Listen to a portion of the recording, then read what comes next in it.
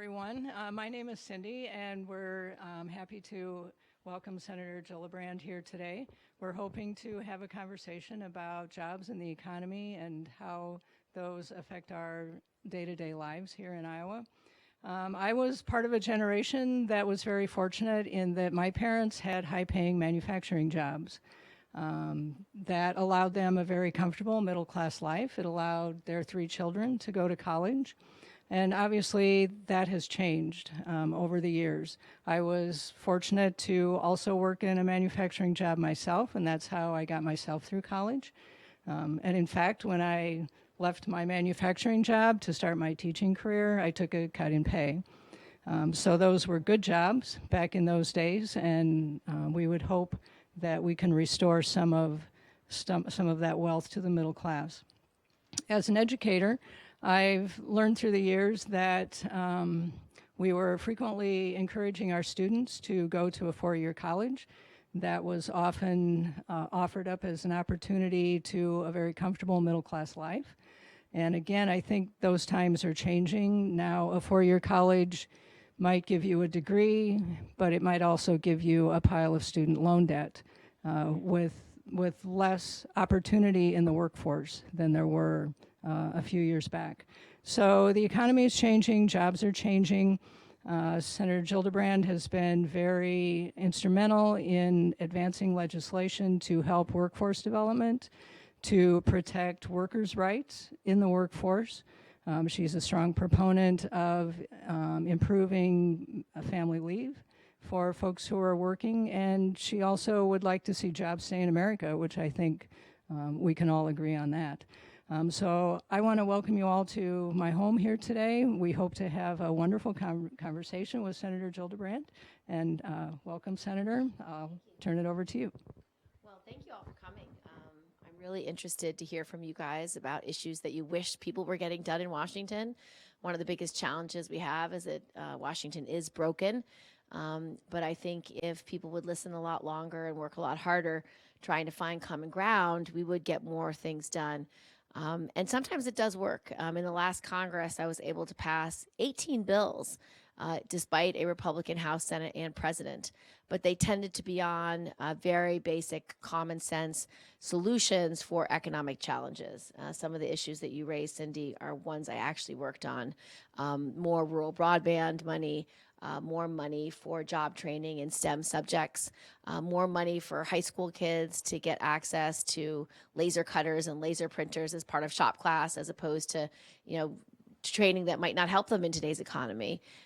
More money for manufacturing so that we can have rural manufacturing, advanced manufacturing, and getting jobs invested in areas like Iowa and in upstate New York and on Long Island in New York. So I'd love to just hear from you guys directly about what's on your mind, what I can do for you.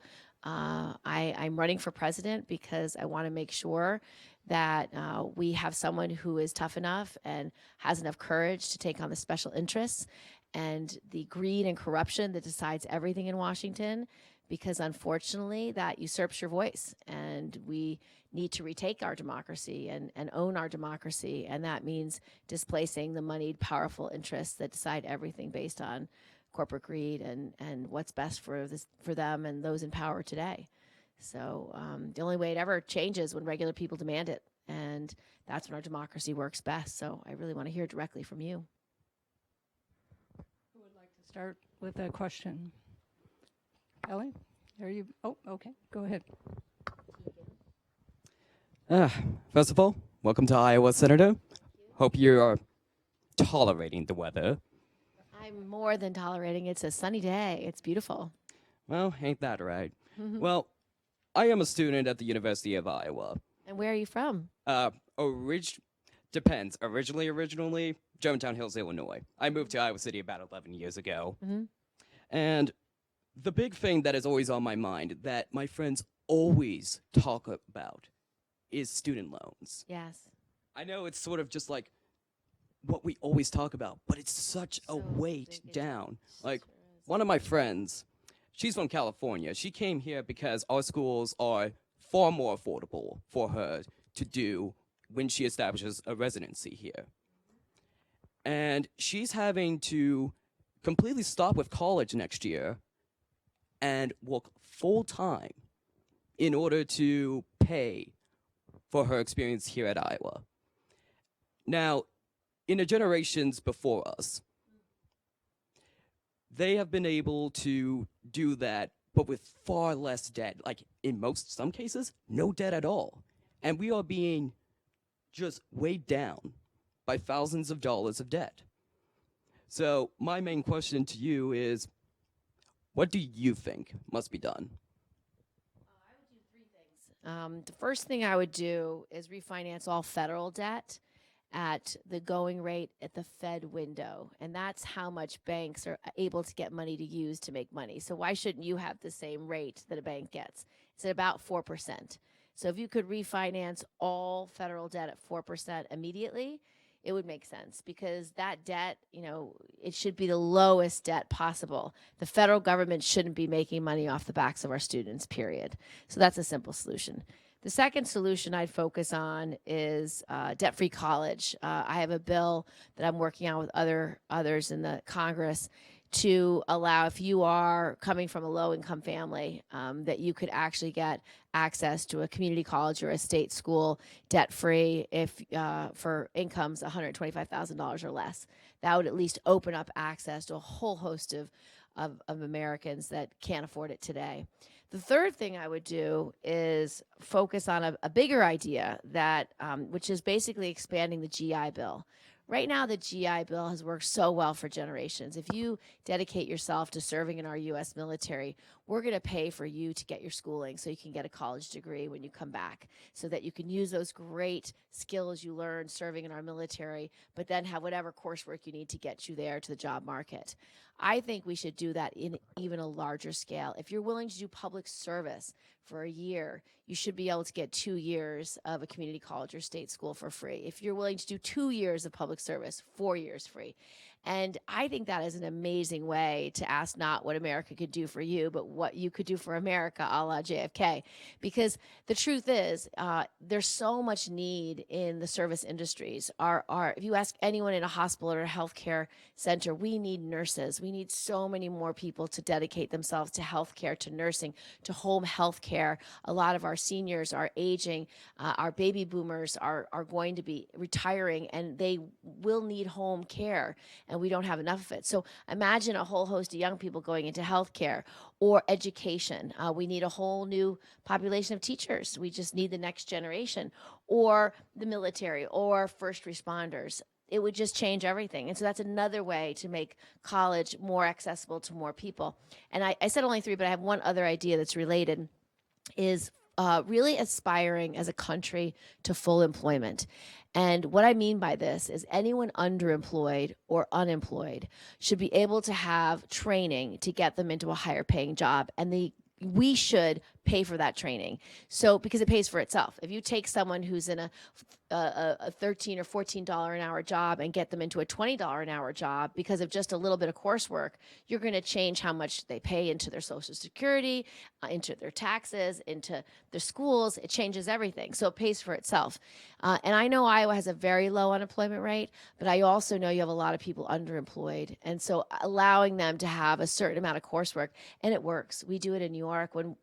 In the North Country, when Bombardier needed advanced welders, they couldn't find any within 500-mile radius. So they went to the local community college and said, if you offer this coursework, we'll hire all your graduates. It's a $70,000 a year job. That's how somebody who was earning $40,000 a year were able to get better skills training to earn $70,000. That would help everyone. So it's not specifically for a college student, but it very much is for the workforce, to give more opportunity for more people to get whatever training they need to get into the workplace. Thank you.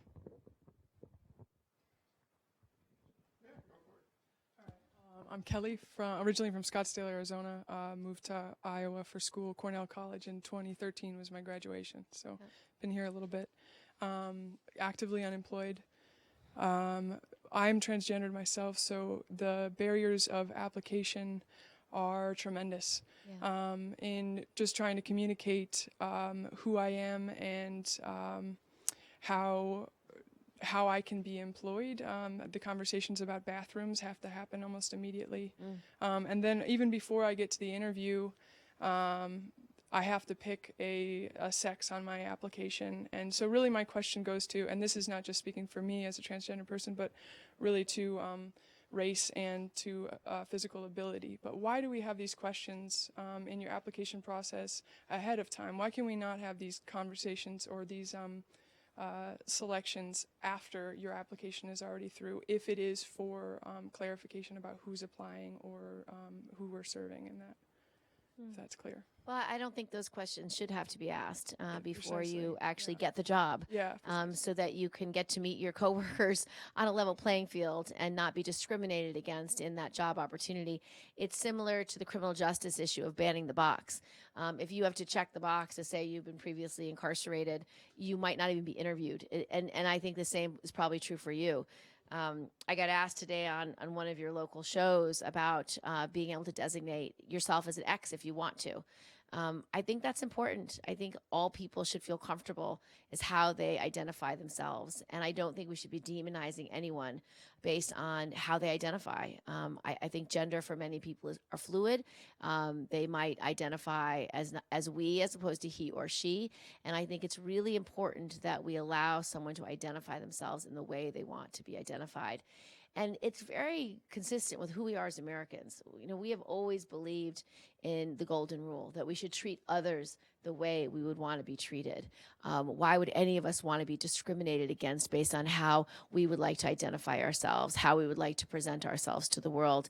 And I think if we just have a little more care and a lot less demonization, we would have a stronger community and a stronger economy and lift each other up as opposed to putting each other down. So I would fully support not having to disclose that and being able to identify as you want to identify. I just kind of piggyback on what Tegan asked earlier. You mentioned about the student loans, refinancing, all that stuff. My experience, my daughter is right now a freshman in college. Luckily, she's lucky enough we were able to scrape enough money. She didn't have to pay a dime in loans for her first year of college. But beyond that, going forward, we're looking at excessive student loans. And to me, it's not just the loans themselves that are the expensive part. It's the inclination of tuition rates year after year after year. Right, keeps going that up. are going up exponentially. State of Iowa right now, last couple of years, they've given 1% increases for education, 1.3% increases in education funding. These institutions have no recourse but to keep raising their tuition rates, while at the same time, you almost get the impression that with this new school choice program that they're pushing out there that they want us to all participate in, that they're looking to basically shove the public education system out the window. What are your views on that, and what can we do to cap this level of tuition rate rise? So you had two questions in there. One is, what can you do about capping tuition rates? And I imagine, are you talking about private schools or public schools? Community college right now. Community college. So I think some of the ideas I just talked about could make more colleges accessible, community colleges and state schools, particularly for incomes less than $125,000 a year. Those students would be eligible for free tuition. So that would ameliorate some of that issue. But I think if we decide as a society what investments make the most sense, we would have the resources to do this. I don't think giving $1.5 trillion of tax breaks to the wealthiest individuals and the wealthiest companies was a good place to put our taxpayer dollars. In fact, middle-class tax cuts are necessary, and we should be focused there. But if you really want to change the economy, investing in education is the right investment. So investing in debt-free college for working families, investing in better job training for underemployed and unemployed, investing in the kind of support that we need to get kids into the careers that are growing. So a lot of the work I've done is investing more in STEM fields, making sure our college and high school students have access to the science and technology and engineering and math. There's going to be 1.5 million engineering jobs that require proficiency in computers. but such a small percentage of college graduates have computer engineering skills. It's something like 50,000. So that has to change. We have to realize how to create the pipeline so that people get good jobs when they do graduate so they can provide for their families. But the student debt crisis is real. I think if you just provide more access across the board, then we won't be at the whims of the rates going up and up and up.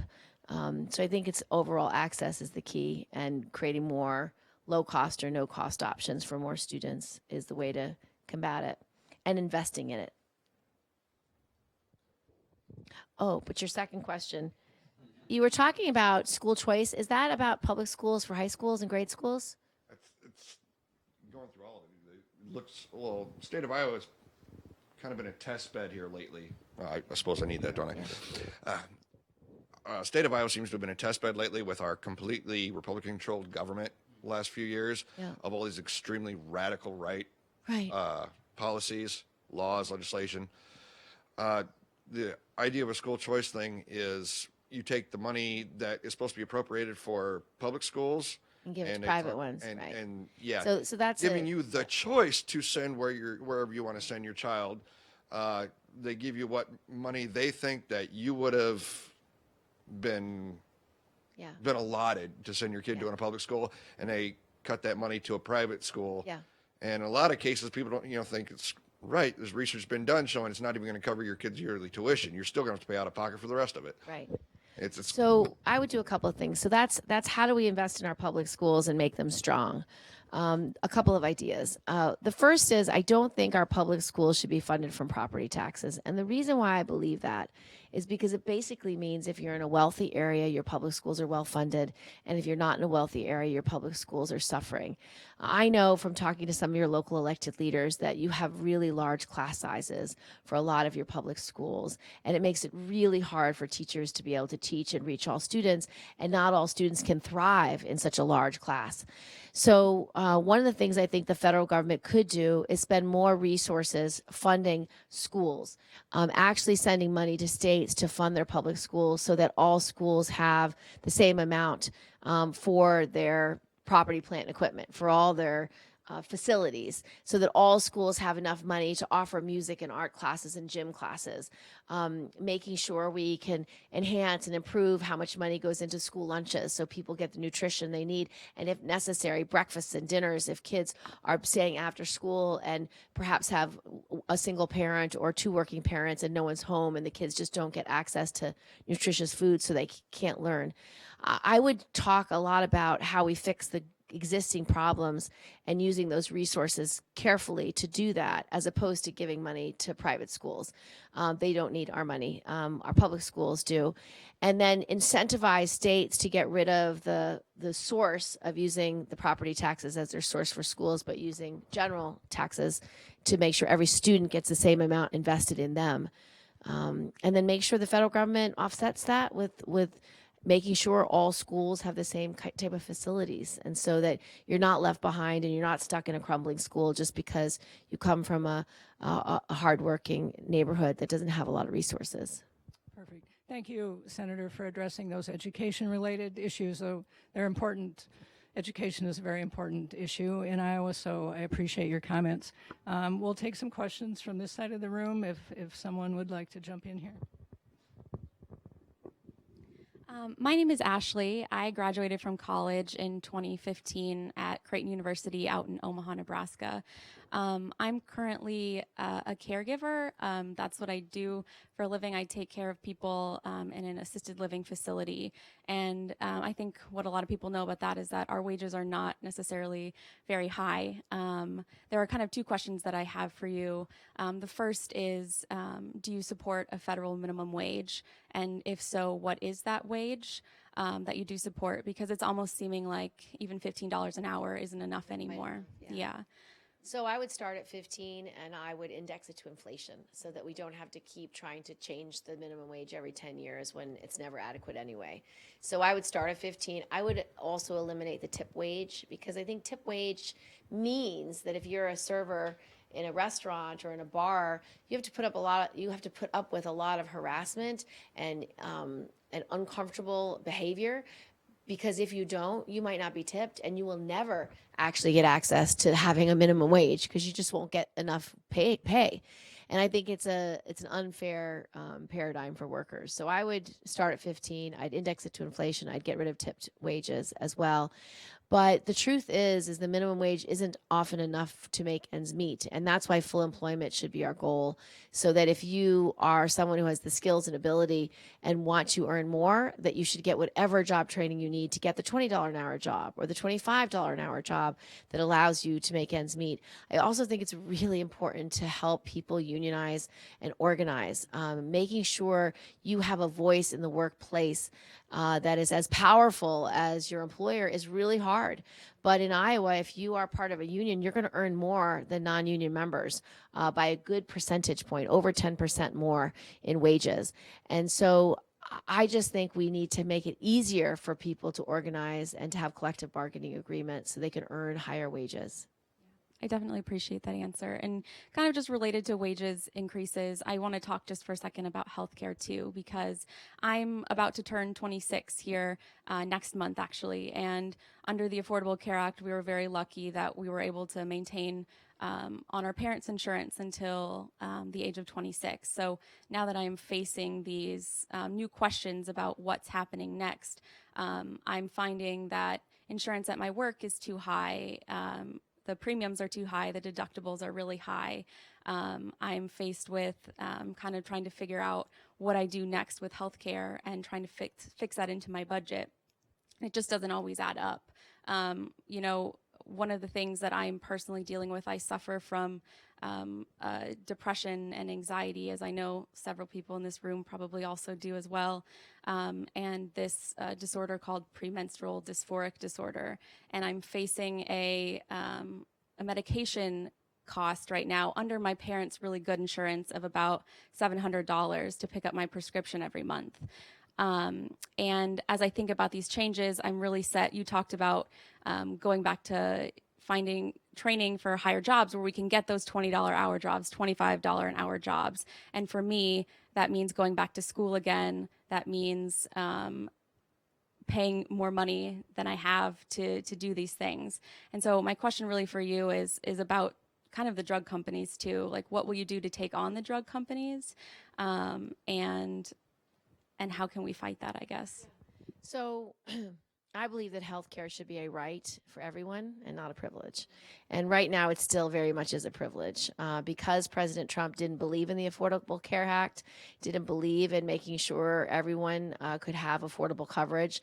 Healthcare is fraying at the edges. And in fact, a lot of these insurance companies keep raising our rates. They keep raising them every year, our copays, our deductibles, and now some preventive care is not even covered. And that was one of the key things in the Affordable Care Act that was so exciting. So I think we should start letting people buy into Medicare at a price they can afford. I think if you have at least a not-for-profit public option, you're going to drive competition. And, you know, those insurance companies that are unwilling to compete because they just have to make their quarterly profits and their CEO pay and their shareholder value, they won't be able to participate, and people will want to buy into Medicare because it will be less expensive. In the Medicare for All bill that we introduced in Congress, I was able to work with Senator Sanders to write the transition phase, which is a 4% buy-in over 4 years. And so anybody could buy in at 4% of income. I think healthcare should be treated the way we treat Social Security, that it's an earned benefit, that you actually get to buy in your whole life over time, so it's always there for you. And if we expand Medicaid for those who are unemployed or underemployed, you're basically going to have an earned benefit for all Americans no matter what. That is the future of healthcare. That will get you to a single payer, which will allow you to have economies of scale. If you have Medicare just paying out to your doctor, to your hospital, to your healthcare facility, it's going to be cheaper. You don't have to have the very fat layer that is placed in healthcare today because of insurance companies, because they have to guarantee that shareholder value. They're for-profit companies. It's a must-do thing for them. It's how corporate law in America works today. And so you're just going to get rid of the middleman, which you don't really need if you have a provider like Medicare that's been working well for a very long time. Now, one caveat. you do have to make sure you have transparency in pricing before you build on Medicare. Because if you ask any hospital today, they'll say the reimbursement rates are too low.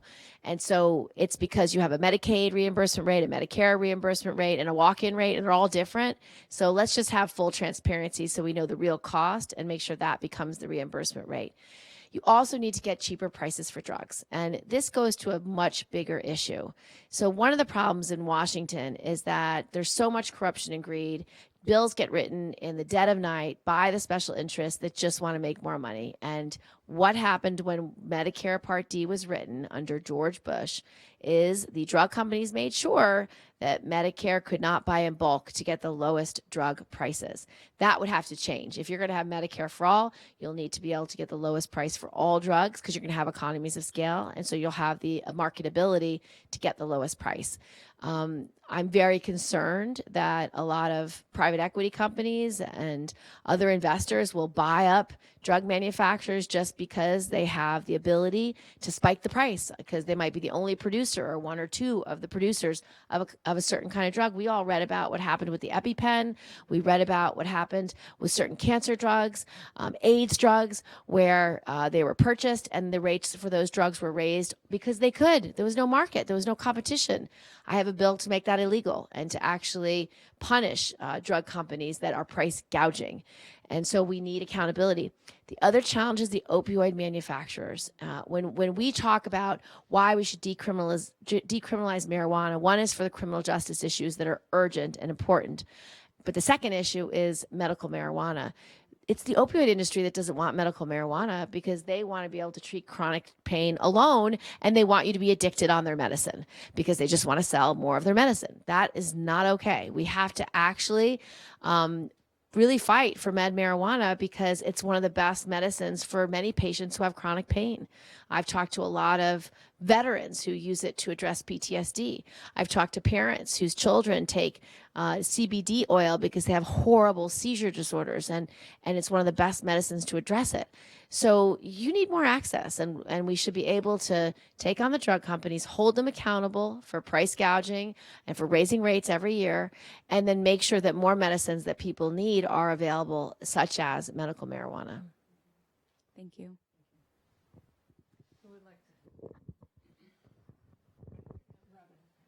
Hi, my name's Robin. My question's a little bit different. I'd like to address the problem with family caregivers. In my particular situation, I went back to college when I had a divorce looming, got a degree in paralegal, and worked as a paralegal for about 2 weeks when my son was diagnosed with early onset bipolar disorder. So I spent 12 years taking care of my son, working part-time, minimum wage jobs, a long time as a cook in a daycare center, which really devastated my wonderful keeper husband and I and the other children, practically drove us into bankruptcy. And because of me not working for 12 years, now that I'm looking to retire in 2.5 years, the contribution that I had to Social Security was very low. So we've had also wiped out all of our savings, all of our 401k. My husband and I, like a lot of baby boomers, will live on Social Security. But those 12 years that I could have been working really are going to hurt us very much. Two things. One idea is not for your example, which is national paid leave. The reason why you want a national paid leave plan is for short-term care. So when, I met a mom whose daughter got hit by a car and she was in a wheelchair for 5 months. She needed 24/7 care. And because it was 5 months, not 3 months, paid leave, which allows you to take, not paid leave, FMLA allows you to take 3 months, but not 5 months. And so she lost her job. So not only did she not have income for 5 months, but she lost her job and never got hired again for as much pay or as much seniority than when she left. That's why we need a national paid leave plan so that people can meet the needs of emergency care when it's required for a family member, a loved one, a spouse, a dying parent, or a new baby. So that's separate. For your issue, I think we should start actually compensating care.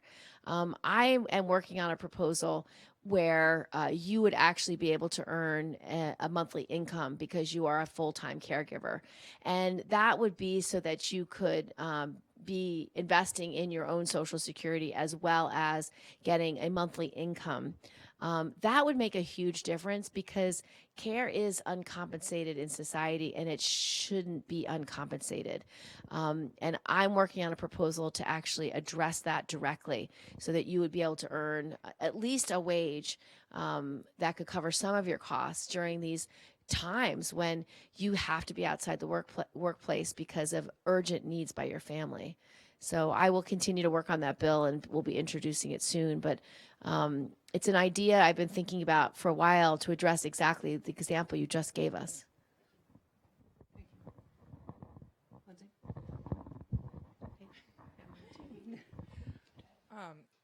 Thank you for answering a lot of the questions because I know a lot of them are also relevant to myself as well today. I work with individuals who are homeless. My shelter specifically that I work at works with families and a lot of times single women. One of the biggest barriers that we have for those families gaining employment is access to affordable childcare. For Iowa, we have a pretty steep cliff effect. We don't have graduated rates for the child care block grant. The block grant doesn't really pay child care centers enough for them to always accept it. And a lot of times, the people that we're working with can't accept jobs to get back onto their feet, to remain stable in housing, because they can't access childcare, whether it's just there's a childcare desert in the area, transportation to childcare, or all the childcare places have waiting lists, or it costs too much money. I know I get a discount for my work for childcare. Otherwise, I probably wouldn't be able to afford it myself. And it ends up being a huge barrier for a lot of my clients to get in and remain in housing stably. So what are your proposals on childcare? So I've been working on a few bills. Some are bipartisan. I have one bill with Rand Paul to make childcare a business deduction, because if you are working, you will need care for your child, and it should be a business deduction. That's a middle class tax cut, and it also doubled the childcare tax deduction from I think it's something like $3,000 a child. It would double it to $6,000 a child, which would go a long way to meeting some of it need. Because I know daycare in Iowa for 2 kids right now is over over $12,000 a year. It's about $1,000 a month. So that's an issue. But to your other issues, I have a bill that's not bipartisan yet. It's with Mazie Hirono. On a child care tax credit. And so that would help much more for lower income workers that won't necessarily be able to use a tax deduction. So I think that's helpful as well.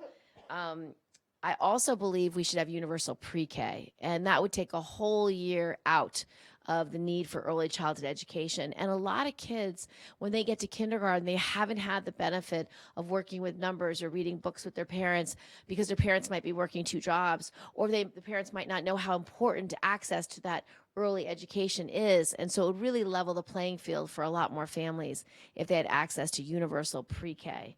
And then last, I had a bill to incentivize businesses which I haven't introduced in this Congress yet, but incentivize businesses to actually work on childcare. So it's trying to give them an incentive to either have on-site daycare or have a daycare plan or have a relationship with a daycare center in the region to make sure there's slots for the workers in that business. So just to incentivize companies to be more family friendly so that they can understand if workers have access to good close by daycare, the workers are going to perform that much better. So just to elevate the issue so more businesses would be aware that this could make a huge difference to their workers.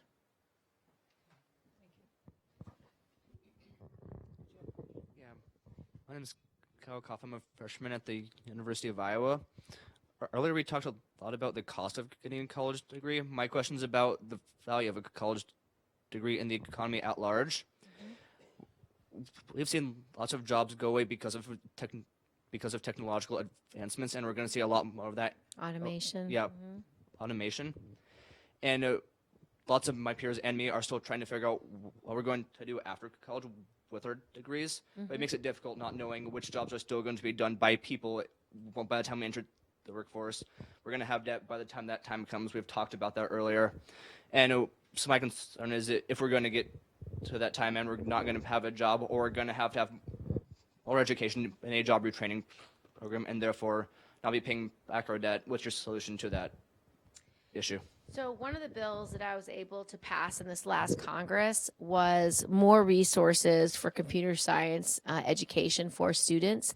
And the reason for that is only about 50,000 graduates have expertise in computer science on graduation.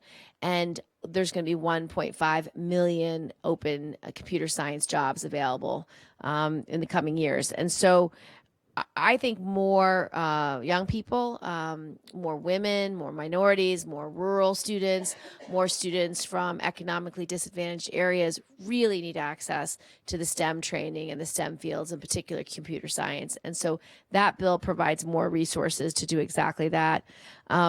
The other issue was, I mentioned earlier, was a bill I passed called the SHOP Act, which basically would allow more high school and community colleges to get access to technical training. So how to use a laser cutter, how to use a laser printer, how to have the skills to prepare you for the jobs that actually are available. And so I think we just need far more investment in STEM fields in grade school, in high school, and in college, so more young people are prepared to take jobs in the fastest growing industries. 8 out of 9 of the fastest growing industries require proficiency in STEM, but only a third of our high school students have it. I have another bill to give money to teachers who develop their expertise for high school in the STEM fields, giving them a tax benefit of $1,000 so that they could actually do extra teacher training or do some kind of enrichment so that they can inspire more high school kids to actually choose these fields, and particularly reaching into those communities that are less likely to take on the STEM fields: women, minorities, disadvantaged communities, rural communities. Thank you for that question, Kyle. How about Jason? Do you have a question? Thank you for being here, Senator. I felt lucky. I graduated in '98, and my student loans were completely reasonable. And I don't know how to articulate this quite, but I know a lot of younger people, and it's come up a number of times, just the student debt and how it just crushes them in a way that's I can't imagine just like purchasing a home or starting a family with that level of debt. So I do emphasize that. That's something I witness a lot in people I know who are younger. And I've lived in a lot of different college towns, both here in Iowa and also out in California and Berkeley.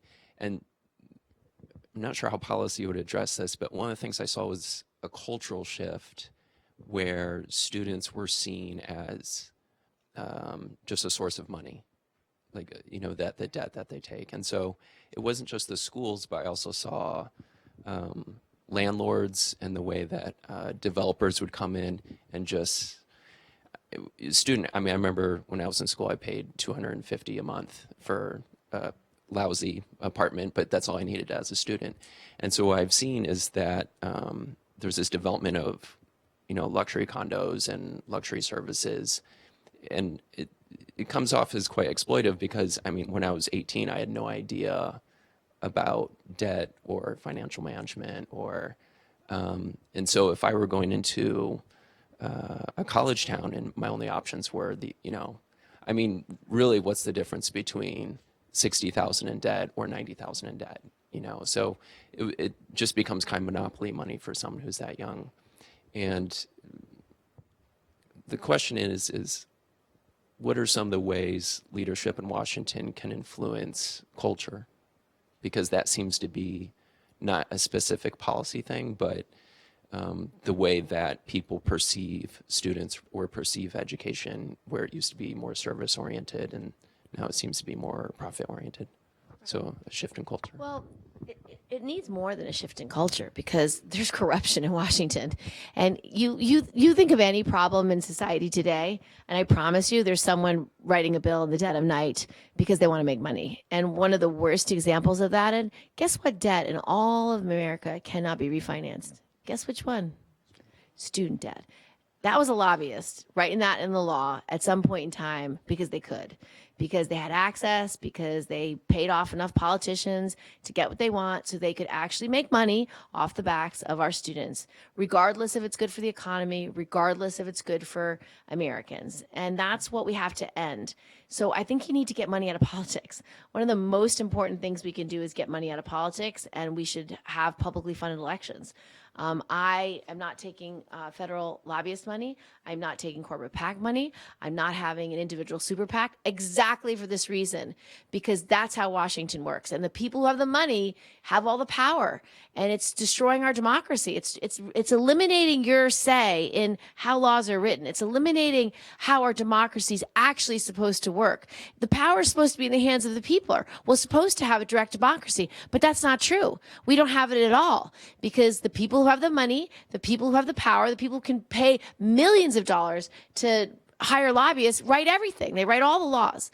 So I want to remove that requirement that you can't refinance student debt. I want to eliminate the requirement that you have to pay back your debt, $1 on the dollar. I want to create opportunities for people who are in public service to get their debt be vitiated. I want to create free college opportunities for those who are willing to do public service, just like the GI Bill. I want to refinance all college debt at 4%, which is the going rate that the Fed window that banks get. Why should a bank get a lower rate for debt than you should as a student who's going to help build our economy? There's just a lot of injustice in this field, and it's because the for-profit industries that want your money want to make money off you. Housing, another nightmare. So I just went to a hearing about how some for-profit housing developers are making our men and women in the armed services live in conditions with black mold, with rats, with insects. And then these people who are being deployed have no choice of where to live. And they are stuck in this toxic housing. And children are getting very sick. People are getting cancer. I mean, it's not at all acceptable. And I think students are probably taking advantage in similar ways. I've not looked into whether student housing has the same problems as housing for our service members. But based on what you said, I wouldn't be surprised if there's similar challenges. But I will look at that specifically to see if there's something that needs to be done. But, you know, this is the difference. You know, we are a capitalistic country, but these aren't examples of capitalism. These are examples of greed. These are examples of greed and corruption. And what's wrong with Washington? Thank you. Thank you very much. We have time for one more question, I believe. Oh, gosh. Why don't you both ask your question? I'll try to answer them together. Ask your question first. Okay. Well, this is another cultural question, if you will. It is entirely possible that the Democratic nominee in 2020 will be a woman running against Donald Trump. It will become a crucible for how we treat other human beings. And whoever that person is, particularly if they're a woman, is going to be held to the most excoriating standards. I'm not asking how you personally would deal with the particular of Donald Trump, but I'm asking how would any woman, how should any woman deal with what he has encouraged our politics to become? Well, it's such a good question. It's one of the reasons why I'm running for president. I think Donald Trump has been tearing apart the moral fabric of this country. I think he is dividing us on every racial line, every religious line, every socioeconomic line he can find. He has spewed hate and division in his words and his actions, and he's given permission for people to just thrive in that hate. We've seen an increase in hate crimes, in anti-Semitism, in racism, in homophobia, anti-Muslim, anti-immigrant, anti-refugee. He is literally separating moms and babies at the border because he's demonizing people who are seeking our assistance, our asylum. He has created so much darkness. And so I'm running because I want to restore what's been lost. I want to be a beacon of light and hope for this country because that's who America is. We have always been a country that cares about one another, that believes in the golden rule, that cares about the least among us. And so I'm not going to back down to a bully because President Trump is a bully. In fact, I'm going to ignore him and talk past him and create a vision for America about who we are and what's possible. How do we make our economy grow for everyone? How do we make sure every child, no matter what block they grow up on, has a chance to go to a good public school and have a chance at the American dream with real solutions based on all the issues that you brought up today about what people really need? That's what America wants. We have always been a great country, but we're a great country because we strive for a more perfect union. We try to bring people together, not separate people, despite all our flaws. And so I will restore that integrity, that leadership that our country is lacking right now because President Trump refuses to be that beacon of hope that we've always been. I think a woman is a perfect candidate to do that. I think there's so much that we do as women, as mothers, as daughters. We bring people together.